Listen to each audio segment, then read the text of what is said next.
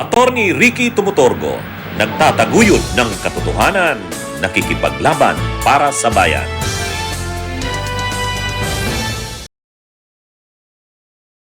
Mga kabunyog, mga kababayan, welcome sa isa na namang episode ng ating talakayan dito po sa ating bagong segment, ang Take Ko, Attack ni Attorney Ricky Tumutorgo.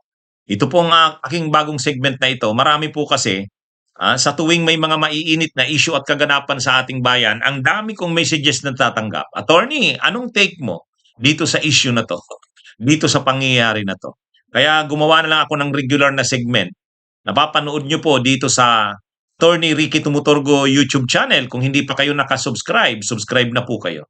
Papanood nyo rin sa Attorney Ricky Tumutorgo Facebook page. Kung hindi pa po kayo nakafollow sa Facebook, sa Meta ng Attorney Ricky Tumutorgo Facebook page, follow na po kayo. Dito po, i-discuss ko yung take ko. Ano yung take ko sa maiinit na issue? Unahin natin itong unahin natin itong ano daw ang take ko. Talaga daw bang may sinabi itong si retired Major General Romeo Pocis? Mayroon daw ba talagang resibo na pwedeng niya na talagang siya ay nag-incite to sedition? Inciting to sedition ng udyok. Nag-udyok sa tao. Nag-udyok sa mga tao na mag-alsa, mag-aklas, sedition. Ngayon, ano nga ba ang resibo sa kanya? Actually, ito kasing si retired Major General Pocis, Air Force ito. Mataas ang ranggo nito, Major General. Pamanahon ni Duterte, binigyan ito ni Duterte ng matataas na positions sa dating BCDA, yung Basis Conversion Development Authority, parang member ito ng board, At saka ng PNOC, Philippine National Oil Corporation. So mga mga malalaking government-owned and controlled corporations yan. Kaya naman, talaga ring malaki ang utang na loob niya kay Duterte. Kaya nung wala na si Duterte, nanatili pa rin siyang DDS na retired general. O ngayon, dahil si Duterte ay nakakulong sa ICC at syempre, maraming kinakaharap na mga problema ang mga Duterte tulad ni Sara. At galit na galit ang mga DDS kay PBBM o sa administrasyon. Itong si Pocis ay isa sa mga napaka-vocal o talagang lantaran, hayagan na isa ito sa mga retired na military officers na ang ranggo pa naman ay general na talagang vocal ng kanyang mga sinasabi laban sa administrasyon. Itinatag niya yung UPI, United People's Initiative. Ngayon, naging controversial kasi itong UPI na ito dahil nitong huling mga araw, ang mga panawagan nito medyo talaga nagbo-border na sa sedisyon. Halimbawa, noong September 21, yung rally, may dalawang malaking rallies, yung sa Luneta, mga leftist ang nandun, at yung sa EDSA PPM, yun namang mga simbahan at civil society. Trillion peso march ang nandun sa EDSA PPM, baha sa Luneta naman. Ang panawagan ng Makabayan Black at ng Partido Lakas ng Masa doon sa Luneta. Ngayon, ang ginawa ng mga DDS, gusto nilang sakayan yung galit ng taong bayan sa korupsyon, sumabay din sila. At isa itong grupo ni Pocis nag-organize ng rally. Sila yung nag-rally doon sa harap ng Camp Aguinaldo. Ang problema kasi nung rally doon sa Camp Aguinaldo, sa Gate 4, na inorganize ng UPI ni Pocis, ang panawagan nun, gusto nilang makipag-usap kila Bronner at sa mga liderato ng PNP para hilingin sa kanila na i-withdraw na ang support sa administrasyon. Yun ang medyo mabigat doon. Kasi yung panawagan mo ng withdrawal of military support, nagbo-border na ngayon sa sedisyon. Nag-i-incite ka na nga sa sedisyon nun.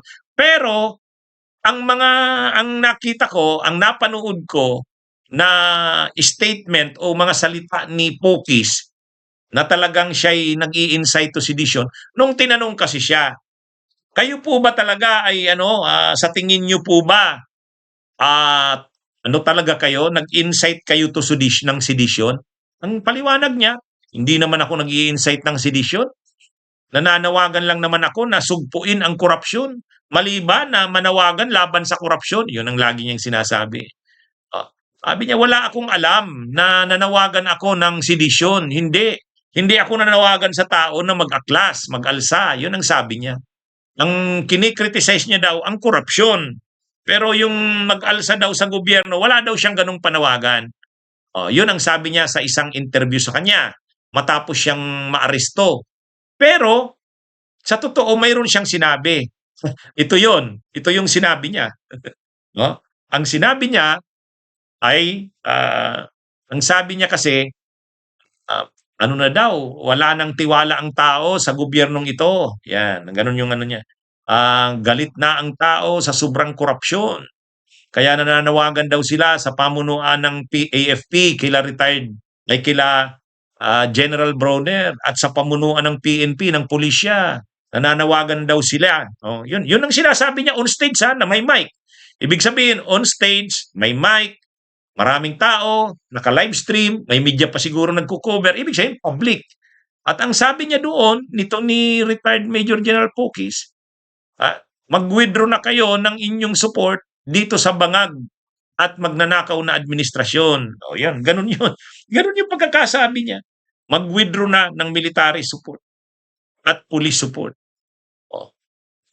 Yan yung ano. Ang problema kasi kay Pokis, hindi siya ordinaryong mamamayan eh. Kung ordinaryong mamamayan lang naman ang magsalita ng ganun, hindi ka pa pwedeng pag-interesan na kasuhan ng inciting to sedition. Kasi ordinaryo ka lang na tao. Sino ka ba? Magsalita ka naman dyan, wala ka naman masyadong maiimpluwensyahan. Pero siya kasi, retired, Major General. So, makaka-impluwensya talaga siya sa mga nasa military at police, at retired man or active. Kaya yun yung ano, kumbaga yun yung danger ng ano niya, yung stature, yung pagkatao ni Browner ay hindi ordinaryo. Retired Major General. Tapos ang panawagan mo on stage publicly ay ano, i-withdraw na ang support ng military at PNP sa administrasyon. Ano nga yun? Nagbo-border sa sedition. Anyway, kaya siya kinasuhan ng inciting to sedition. Kaya kung resibo at resibo ang pinag-uusapan, yun ang pinapakitang resibo o patunay, yung sinabi niya. Bagamat dinidinay niya, pero mayroon ding sinabi siya na gano'n, nasa stage siya, may hawak siyang mikropono. Yan yung ano, yan yung pinakapangunahing magiging ebidensya sa kanya. Kasi siya talaga yung nagsasalita na yon. Public yon, maraming audience doon. Bukod pa dun sa nanonood sa live stream noon. At kaya ito, sa totoo lang, ang narrative kasi ng mga DDS, hindi naman siya ano, bakit daw inuna pang kasuhan yung lumalaban sa katiwalian kaysa doon sa mga magnanakaw sa pera ng bayan. Tama naman yun. Tama naman yung observation. Hanggang ngayon, wala pang nakakasuhan na malalaking politiko kahit naman tayo kinikriticize natin yan. Pero yung tungkol din naman sa pagkaso kay Pukis, ano naman yan kapangyarihan at karapatan yan ng gobyerno, lalo na ng administrasyon.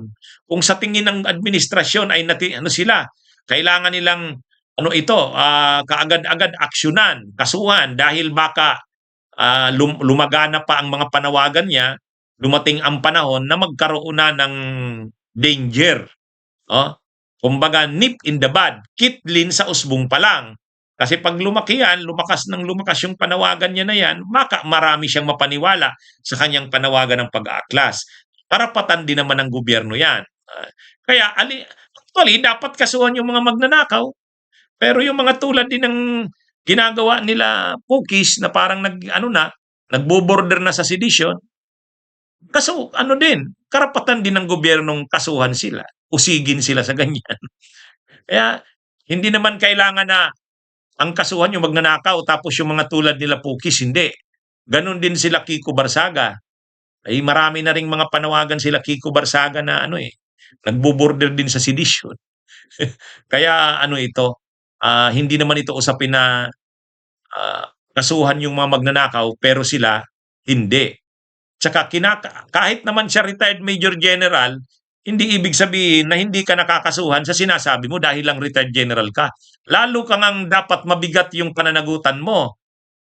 Yung standard sa'yo na ang anumang sabihin mo, mag-ingat ka kasi retired Major General ka mataas yung stature mo.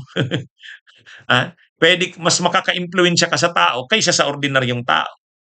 Anyway, kung ang depensa naman ng kampo ni Pokis ay freedom of expression, di gamitin niya. Gamitin niya yung ganung depensa. Pero kung resibo at resibo ang pag-usapan, mayroon tayong pinakita.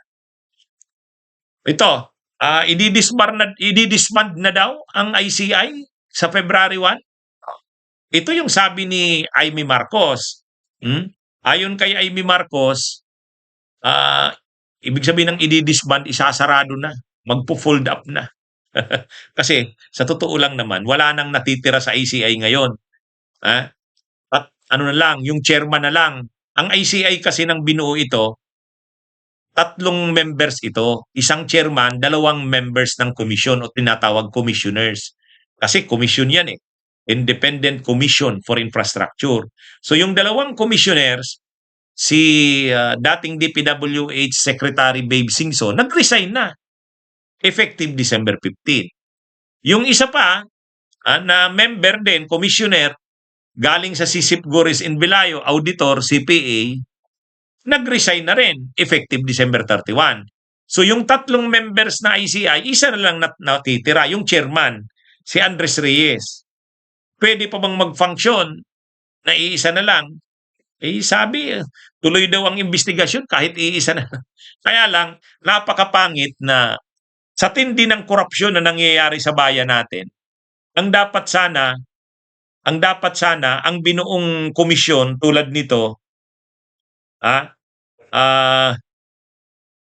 mga kabunyog, mga kababayan, ang dapat binuong komisyon, pinakita na kinakatakutan at may pangil.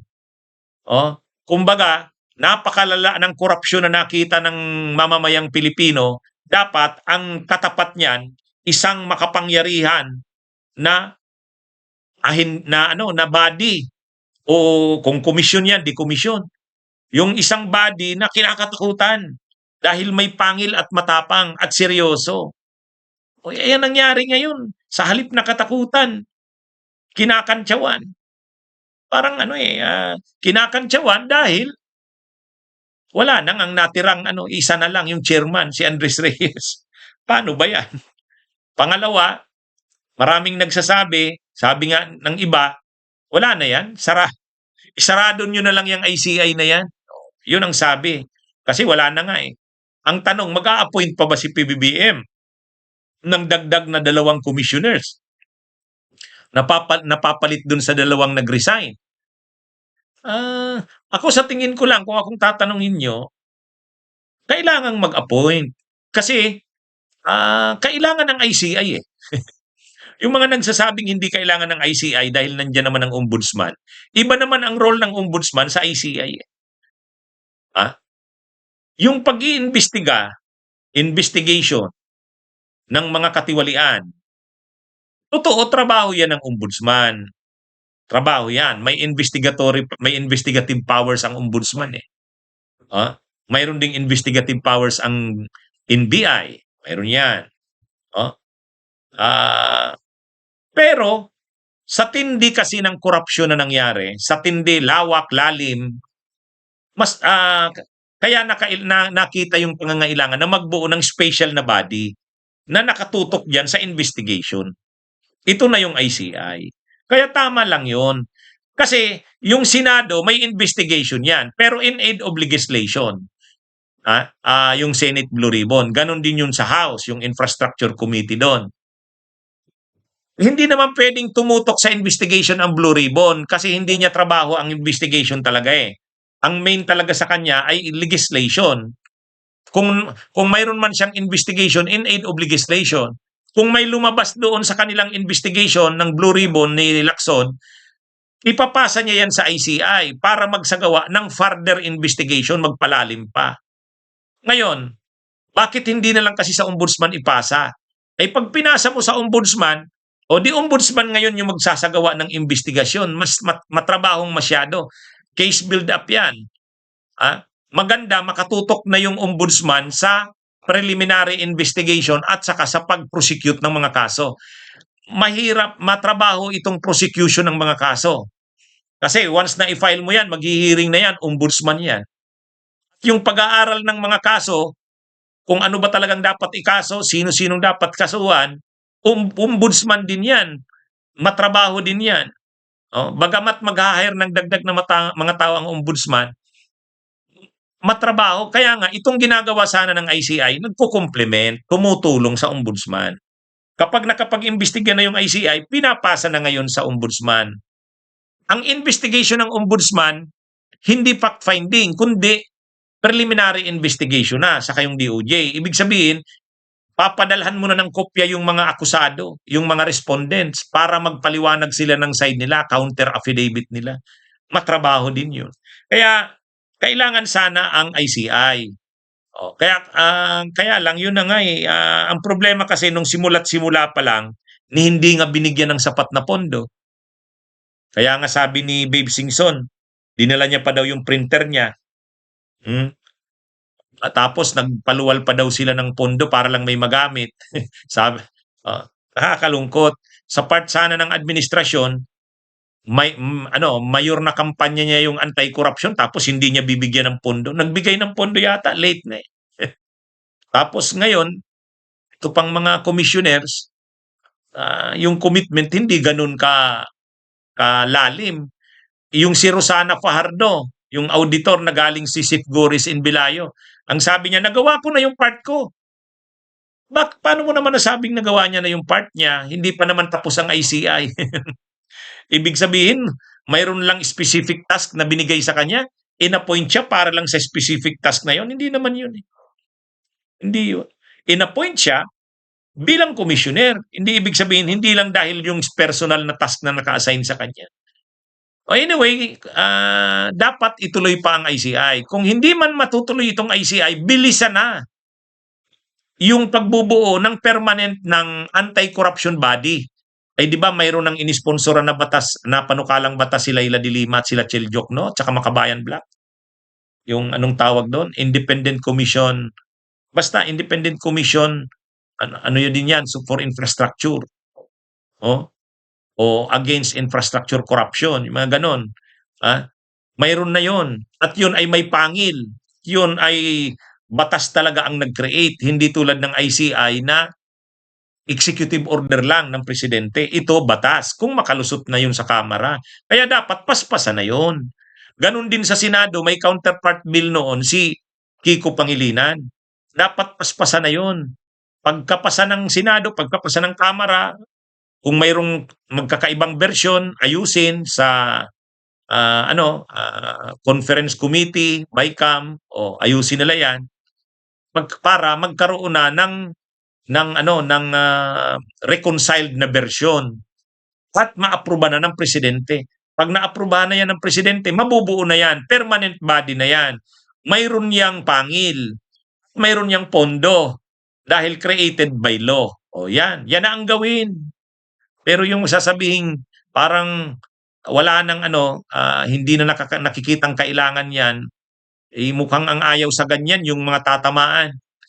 Sa tindi ng korupsyon na natunghayan natin, nakita natin, kailangan talaga ang body na ganyan, katulad ng ICI. Kung hindi man ang ICI na itutuloy, pabilisin na yung pagbubuo nung pagsasabatas nung bagong body na independent at may pangil at may pondo na ginawa ng batas. Yan yung natin yan. Yan ang take natin yan. Ito, denied na naman ang motion ni Kaufman. Ano ba yan? Ano ba to? Wala na yatang nanalong motion itong si Kaufman. Lahat ng pinail niyang motions, talo. Lahat. Mga una niyang motions na pinail, pinapa-inhibit niya yung mga judges ng ICC. Hindi naman nangyari. Sumunod na naman, kini-question niya yung requirements ng proof ng identity ng mga witnesses. Hindi na naman pinagbigyan yung kanyang motion. Sumunod niyang motion, ano pa ba yun? Interim release, wala rin. Jurisdiction, challenge niya, talo siya sa pre-trial chamber. Umaasa siya dito sa appeal. O, ewan natin. O pagkatapos, kini-question na naman yung fitness to stand trial. Talo na naman siya. O, talo na naman. Di ba? Imagine niyo yun. Ang dami niya ng pang-delay na ginawa. O, lahat pang-delay ang ginagawa na yan ni Kaufman. Delay. Magaling ito sa dilatory tactics. Delaying tactics. Ha? Hindi naghahanda para sa totoong laban ng kaso. Ihanda niya na rin yung kliyente niya, ihanda niya yung mga testigo niya, ebidensya niya. Hindi eh. Ha? Wala. O, unang-una yung yung mga judges, gusto niya mag-inhibit. O, hindi naman pwede yun. Denied. Gusto niya yung mga testigo, mahigpit yung mga proof ng identity. Hindi naman pwede yun. Denied na naman. Oh. Interim release. Denied na naman. Na-deny sa pre-trial chamber. Appeal na naman siya sa appeals chamber. Denied na naman. Oh. Question niya yung jurisdiction ng ICC. Challenge niya. Talo na naman siya sa pre-trial chamber. Ngayon, nag-appeal na naman siya sa appeals chamber. Wala pang desisyon. Pero malamang, na naman siya dyan? Talo na naman siya dyan. O, pagkatalo niya sa interim release, mayroon na naman siya, fitness to stand trial na naman. Unfit daw. O, denied na naman. Nagbumuo pa ng panel of experts, iba-ibang experts, psychiatrist, neuro, kung ano-anong mga experts, para lang tingnan yung fitness to stand trial. Kasi nga, kini-question ni Kaufman yung fitness to stand trial. Unfit daw eh. Unfit daw. Oh. Ngayon, hindi na daw makaalala si Duterte. Kaya lang, sabi nung mga experts, hindi, fit naman siya to stand trial. Ay syempre, yan, tanda na siya, makikita mo na yung paghihina niya, makikita mo na yung niya, dahil sa old age. Pero yung fitness to stand trial, alam niya pa naman ang nangyayari, mga ganun. Ngayon, hindi na naman kumbinsido si Kaufman, iba na naman ang motion.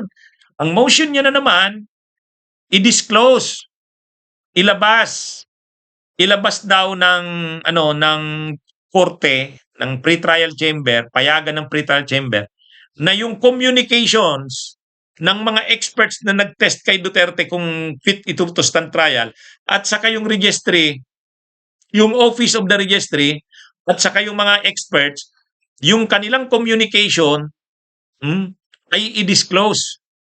Sabi ng mga judges ng pre-trial chamber. Unwarranted naman na yun. Hindi naman na kailangan. Sabi ng ng judges ng pre-trial chamber, hindi naman kailangang ilabas pa yun. Ano ba yan? Kaya ano ba tong si Kaufman? Masyado namang na-obvious na nang-delay siya lang siya nang nagdi-delay. Nagdi-delay. Kaya lang parang pinapabilib niya lang yung kanyang kliyente na ang daming ginagawa ni Kaufman. Tapos pinapabilib niya yung mga supporters niya, pinapaasa yung supporters ng Duterte na may ginagawa sila. O kaya lang, masyado ng delaying tactics ito. Kung ano-ano na lang. Hindi na uubusan ng ipafile na motion, talo naman lagi. Talo naman lagi. Denied, rejected, denied. Kailan ba mananalo itong si Kaufman? Parang ang nito, malay mo, makachamba. Mukhang inaasa na lang nito sa chamba eh. Halimbawa, yung sa appeals chamber ng yung jurisdiction. Doon kasi inaano na baka mag-side sa kanila yung yung appeals chamber. Umaasa silang makachamba. Anyway, yan mga kabunyog, mga kababayan. Ano ba tong nangyayari kay Kaufman? Wala nang pinanalo ito eh. Lahat na lang talo. Parang si din to, Torion. Saka si Topacio. Yung mga abogado ng mga DDS, wala yan na ipapanalo eh. Magandang araw mga kabunyog, mga kabayan. Mabuhay po tayo.